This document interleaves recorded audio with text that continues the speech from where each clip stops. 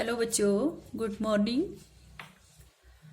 आज हम ज्ञान पाठ्यक्रम में जो विद्यालय का टॉपिक चल रहा था, विद्यालय में संगठन, प्रशासन, निरीक्षण, तो प्रशासन और निरीक्षण के ऊपर हम अध्ययन कर चुके हैं। आज हम करेंगे संगठन के ऊपर। विद्यालय में संगठन, विद्यालय संगठन यानी कि organisation of the school plan में, तो इसके ऊपर हम बात करेंगे।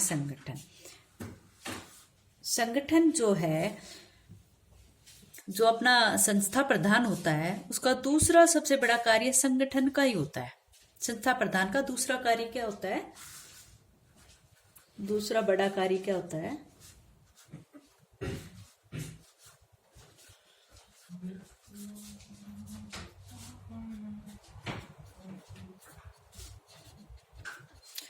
दूसरा बड़ा कार्य संगठन होता है। ठीक है, पहला होता है प्रशासन का, ठीक है, और दूसरा होता है ऑर्गेनाइजेशन, संगठन का, यानी कि organisation of the school plan. तो सबसे पहले जो संस्था प्रधान है वो इसमें इस संगठन के लिए कुछ बातों का इसमें ध्यान देना होगा कि संस्था प्रधान इस संगठन के लिए क्या क्या कार्य करेगा। तो सबसे पहले वो कार्य करेगा इसमें कि अपने स्कूल का, सबसे पहले वो स्कूल का संगठन करेगा। स्कूल का संगठन, जो संस्था प्रधान है सबसे पहले क्या करेगा? स्कूल का संगठन करेगा। और इसमें मतलब कि वो क्या क्या कार्य करेगा, तो देखिए कि जो संस्था प्रधान होता है वो स्कूल के लिए जो भी यथायोग्य सामग्री चाहिए, जिन भी साधनों की आवश्यकता होती है, उनकी तरफ देखेगा। संगठन के लिए जो टूटे फूटे सामान की मरम्मत करवाएगा या कक्षाओं में उसको यथानुकूल लगवाएगा। स्कूल का भवन का ध्यान रखेगा, बाग बगीचे का ध्यान रखेगा कि भाई जो बगीचा वो कितना सुंदर बनाना चाहिए, खेल का मैदान कैसा होना चाहिए, क्रीड़ानुकूल है या नहीं है, प्रयोगशालाओं कैसी हैं, कार्यशालाओं का संक्षिप्त रूप कैसा है, पुस्तकालयों को समुचित ढंग से किस तरह से रख रखाव होना चाहिए, ये सारी बातें इसके अंतर्गत आती। संगठन के अंतर्गत क्या कहते हैं कि स्कूल से संबंधित जो सारी बातें होती है वो संस्था प्रधान का ही कर्तव्य बनता है कि उन सब के लिए क्या यथा योग्य सामग्री चाहिए, कौन से साधनों की आवश्यकता पड़ती है। ठीक है, तो इसमें क्या क्या आ जाएगा? जैसे उदाहरण के तौर पे जैसे लिखे, इसके अंतर्गत क्या क्या आएगा? जैसे टूटे फूटे जो सामान होता है, सामान की मरम्मत, या फिर हम कहें कि बगीचों की, जो बाग बगीचे होते हैं, बगीचों को सुंदर बनाना, लगा लो इस तरह से सुंदर बनाना। या फिर कहें कि खेल का मैदान कैसा होना चाहिए, खेल का मैदान है, प्रयोगशाला है, खेल का मैदान, प्रयोगशाला, कार्यशालाओं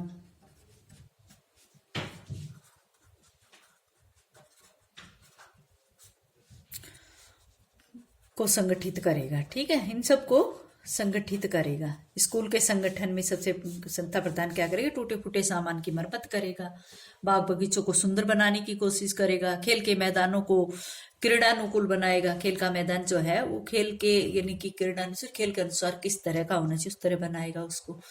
या फिर प्रयोगशालाओं में जो कार्यशालाओं को संगठित करेगा, पुस्तकालय है उसका रख रखाव करेगा, सामान का निरीक्षण करेगा, और जो भी अन्य जो सुविधाएं स्कूल में होनी चाहिए उनके ऊपर विचार करेगा। ठीक है, स्कूल के संगठन में ये मतलब कि संस्था प्रधान इसके ऊपर ध्यान देगा। तो ये संगठन की बात आएगा। दूसरी जो संगठन की बात आएगी वो आएगी कि साधनात्मक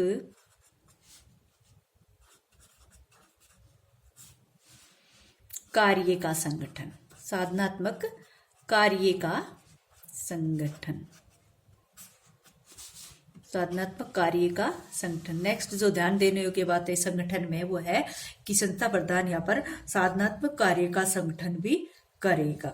और इस साधनात्मक कार्य में क्या होगा कि इसमें वो किस तरह से अच्छा अधिगम करवा सके, किस तरह से पाठ्यक्रम को सुगमता से बालकों को के सामने प्रस्तुत करवा सके, किस तरह उसका प्रदर्शन कर सके, तो इस तरह की साधनात्मक सुविधाओं की तरफ वो देखेगा।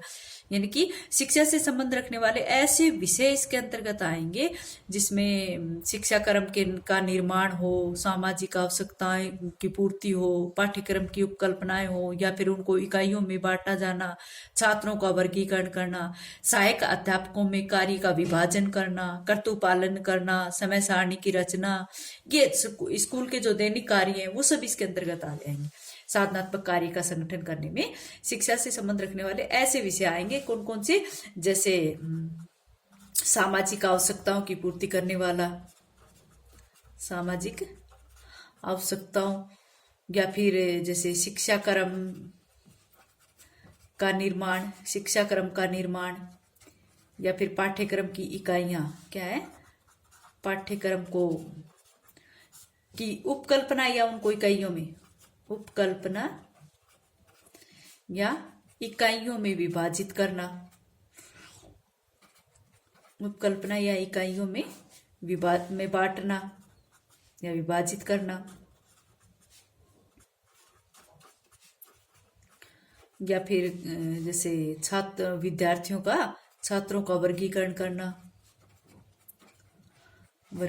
करना, ये सारी बातें इसके अंतर्गत है। और जो भी इसमें जिस भी अध्यापक की आवश्यकता पड़ेगी, जो यानी कि सहायक अध्यापकों का भी कार्य विभाजन करेगा, उनके कर्तव्य पालन की तरफ उनका ध्यान दिलाएगा, समय सारणी की रचना करेगा, समय सारणी की रचना भी इसी के अंतर्गत आती है। ठीक है, स्कूल के जो दैनिक कार्य हैं, स्कूल के दैनिक कार्य सब इसके अंतर्गत आते हैं, साधनात्मक कार्य का संगठन में आ जाएंगे। ठीक है, विद्यालय संगठन में यहाँ पर संस्था प्रधान इन सब चीजों की सुविधाएं करेगा। नेक्स्ट आ जाएगा इसमें स्कूल की गतिविधियों का संगठन। स्कूल में जो भी गतिविधियां होती हैं, स्कूल में गतिविधियों का संगठन,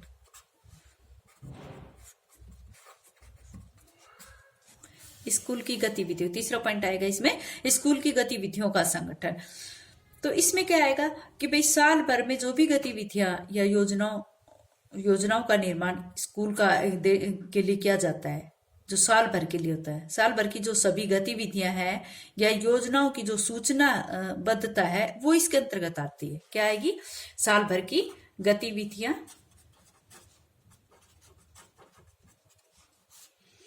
ये साल भर की आएंगी, साल भर की गतिविधियां एवं योजनाएं,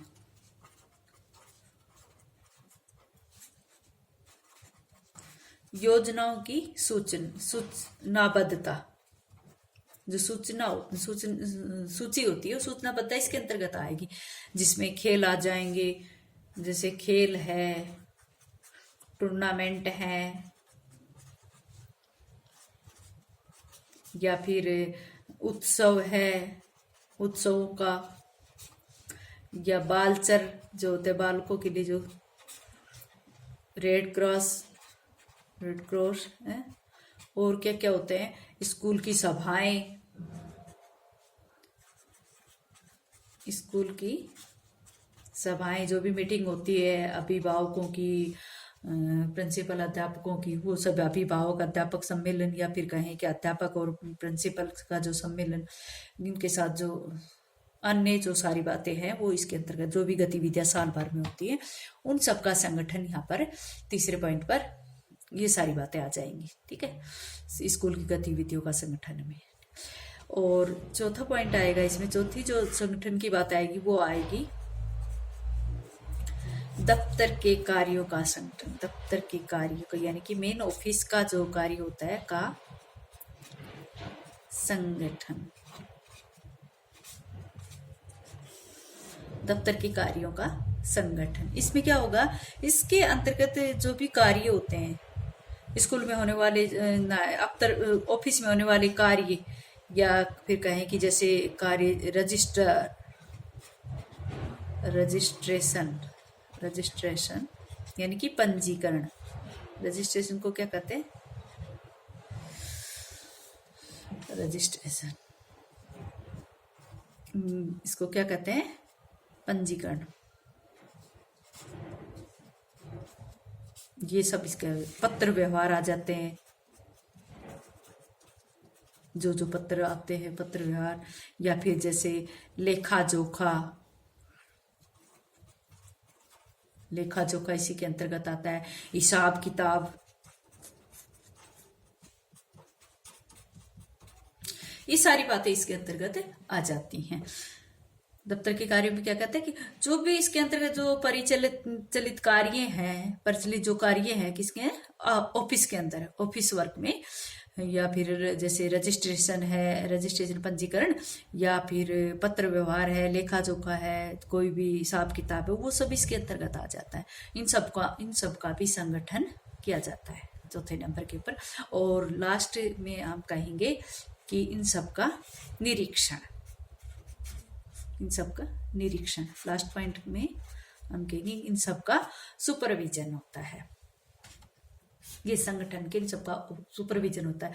जो निरीक्षण है उसमें मैंने आपको बताया था कि निरीक्षण तथा प्रशासन जो है दो मिश्रित क्रियाएं हैं, जो दो होते हुए भी एक है। और निरीक्षण में क्या किया जाता है आपको पता है कि जो संस्था प्रधान है वो न तो किसी के ऊपर दोषारोपण करेगा, न किसी का छिंद्रान्वेषण करेगा, बल्कि उनको उस कार्य को करने के लिए प्रोत्साहन करेगा, उनका मार्गदर्शन करेगा, उनको निर्देशन देगा। ठीक है, उद्देश्य की पूर्ति की संभावनाओं को बनाएगा, अध्यापकों की योग्यता, उनकी बुद्धि को परखने की कोशिश करेगा। तो ये सब कार्य इस निरीक्षण के अंतर्गत आते हैं। ये था हमारा अपना विद्यालय संगठन का टॉपिक। अच्छा बच्चों, आज इतना ही।